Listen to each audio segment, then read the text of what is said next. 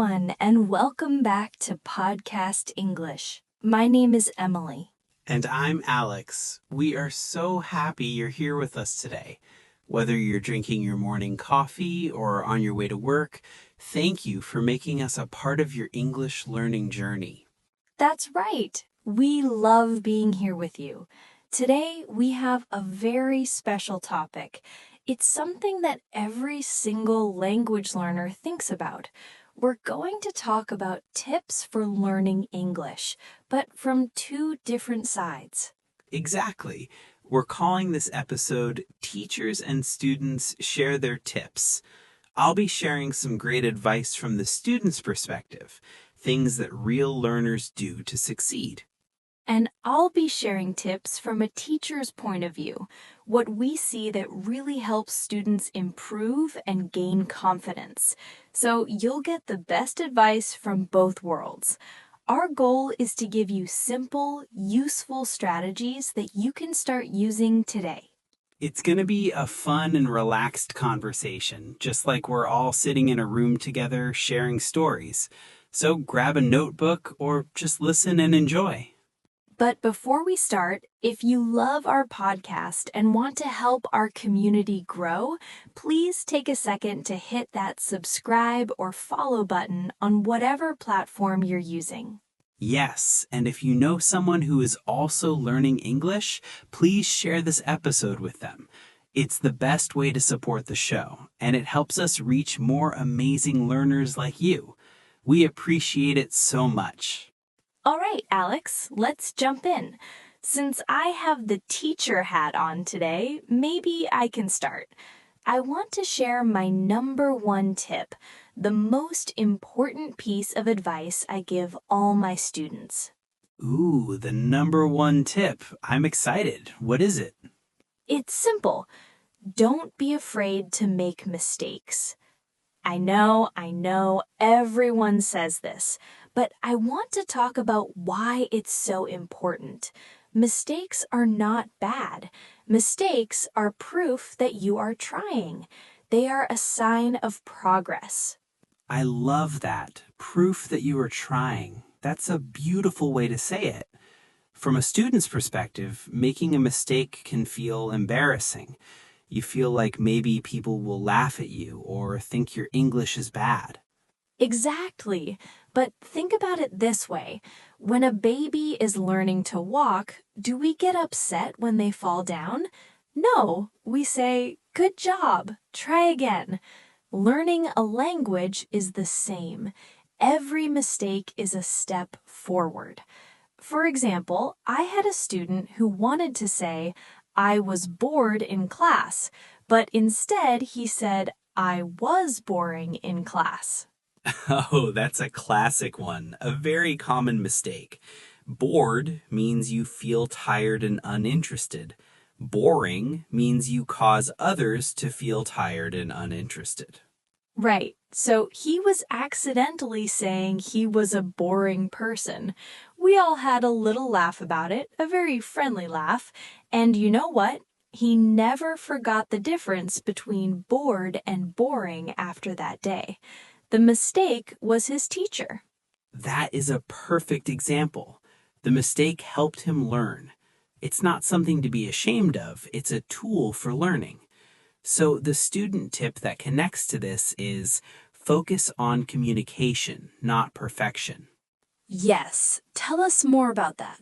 When you're a beginner or intermediate learner, your goal is to share your idea, to communicate.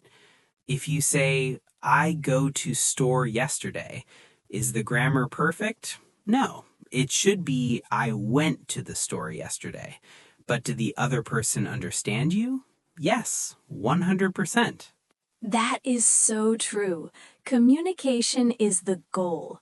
We can fix the small grammar details later. First, be brave and just speak. Exactly. Don't spend 5 minutes trying to build the perfect sentence in your head. Just say it. It's so much better to have a real conversation with a few mistakes than to say nothing at all because you're scared. Okay, that brings me to my next teacher tip, which I think you'll like, Alex. Find a fun way to learn. If learning feels like a boring chore, you won't want to do it. Oh, this is a big one.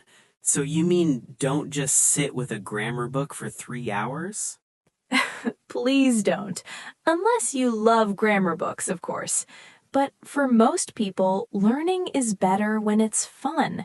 Watch American or British TV shows, listen to music and look up the lyrics, read a children's book, play a video game in English. I have to add my favorite fun way to learn, listening to a podcast. Of course, we have to mention that, but it's true. When you're listening to something you enjoy, you forget you're studying. You're just enjoying yourself, and the learning happens naturally. So what's a student tip that goes with that? I would say be patient with yourself, because when you start watching a movie in English, you might only understand 30%, and that can feel frustrating. That's a wonderful point. Patience is key. You can't expect to understand everything on day one. It's a journey. Maybe the first time you watch a movie, you use subtitles in your own language. The next time, you use English subtitles. And maybe one day, you can watch it with no subtitles at all. That could take months or even years, and that is perfectly okay. It is. Celebrate the small wins. Did you understand one new word today? Awesome. Did you speak for 1 minute with a stranger? Amazing. Don't focus on the mountaintop. Focus on the next small step in front of you. I tell students to think of it like going to the gym. You don't lift the heaviest weight on your first day. You start small and you get a little stronger every week. Learning English is the same for your brain. Be patient and trust the process. I love the gym comparison. And just like the gym, my next teacher tip is practice a little every day. Consistency is more important than quantity. So 15-20 minutes every day is better than 3 hours on a Sunday? Absolutely. Your brain learns best with repetition. If you study for just 15 minutes every day, you keep the information fresh in your mind.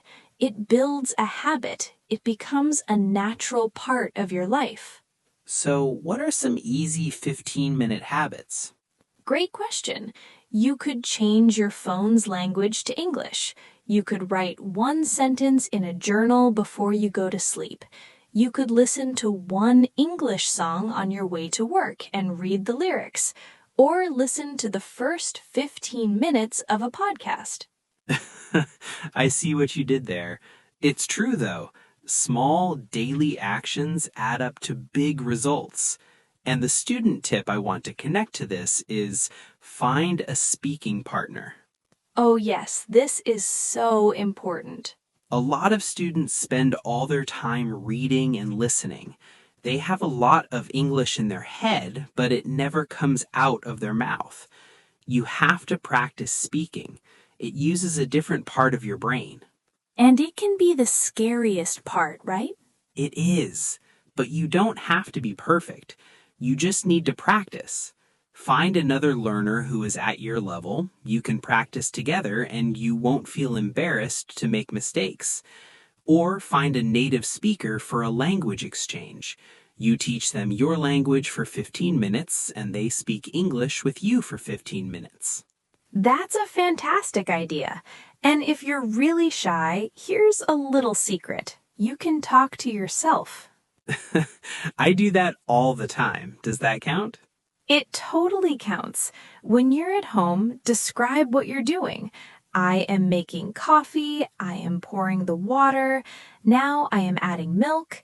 It feels silly, but you are practicing forming sentences and speaking out loud. No one is there to judge you. It's a safe way to start.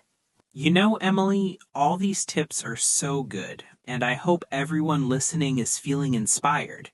But I want to take a moment to say something directly to you, the listener.